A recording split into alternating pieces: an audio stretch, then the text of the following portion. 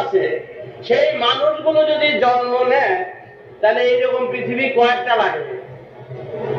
এই প্রত্যেক মানুষের ভিতরে মনে রেখো, ইলিশ মাছ দেখেছো তো? ইলিশ মাছের ডিম গুলো দেখেছো? এই যত বিন্দি বিন্দি দেখেছো সবগুলো কিন্তু মাছ। একটা ডিমের মাছ যদি ফুটে ফুটে বার হয় তাহলে নদী ভরে যাবে। এইরকম এক একটি বীর্যপাতে হাজার হাজার মানুষ চলে যাচ্ছে। এখন জীবনে কত পাপ, কত বৃত্তির নিবৃত্তি হয়ে যাচ্ছে বাবা। তাই লক্ষ লক্ষ মানুষ আমরা খুন করছি বলে। আরে বাবা, একটা মানুষ খুন করলে কোর্টে হাজির দিতে হবে, আর লক্ষ লক্ষ মানুষ খুনের আসামি সব আমরা।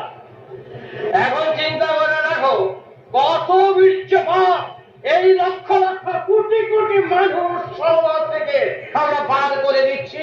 গায়ে লাগে না তো মনে, প্রাণে লাগে না, লাগতে পারে না, দেখো না, বোঝো না। নিশ্চয়ই বিশ্ব মহাকাশের প্রকৃতির নিয়ম অনুযায়ী এর একটা বিরাট কারণ আছে, যে এতগুলো মানুষ একটা মানুষের মধ্যে কেন দিল। নিশ্চয়ই এক বিশেষ কোন কারণ, সেই কারণটা প্রত্যেকের জানা উচিত।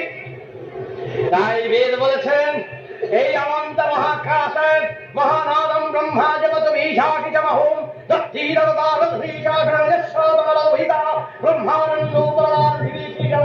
বেদবাদী মহাবিধান এই লক্ষ লক্ষ কোটি কোটি মানুষ বহন করে নিয়ে যাচ্ছি। সত্যেন বোস সায়েন্টিস্ট, মেঘনাথ শাহ, মানবেন্দ্র রায় তোমার কাছে নোট নিত।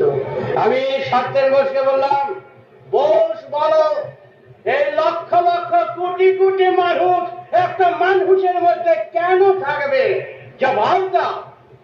হ্যাঁ, তখন হয় কি করে, এটা তো প্রকৃতির নিয়ম, নিয়ম শুধু খালি বীর্যপাত।